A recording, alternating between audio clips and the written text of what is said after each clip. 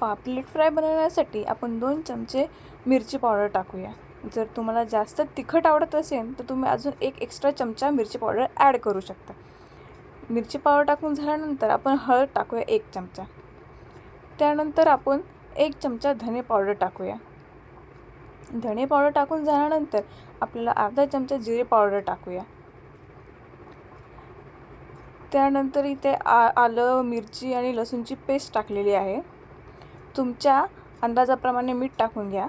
मीठ टाकून झाल्यानंतर आपल्याला 2 चमचे कोकम आगळ टाकायचे आहे. कोकम आगळ तुमच्याकडे नसेल तर तुम्ही 2 चमचे लिंबाचा रस पण टाकू शकता. त्यानंतर मी इथे चिमूटभर बेसन पीठ टाकलेले आहे. हे सर्व मिश्रण व्यवस्थित लावून घ्यायचे पापलेटला. हे मिश्रण व्यवस्थित लावून झाल्यानंतर त्याला मॅरिनेट करून ठेवायचं आहे अर्ध्या तासासाठी.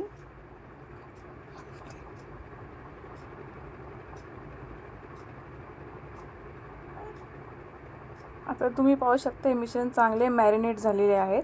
मी इथे रवा घेतलेला आहे, त्याला दोन्ही साईडून मी रवा लावलेला आहे.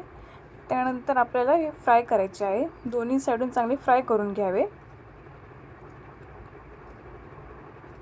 त्या बघा एका साईडून मस्तपैकी फ्राय झालेले आहे. असं दुसऱ्या साईडून फ्राय करून घेऊया. तुम्ही पाहू शकता पापलेट फ्राय तयार झालेले आहे. ही रेसिपी तुम्ही नक्की ट्राय करा आणि आमच्या द एपीज रेसिपी रूमला लाईक करा, शेअर करा आणि सबस्क्राईब करायला विसरू नका. धन्यवाद.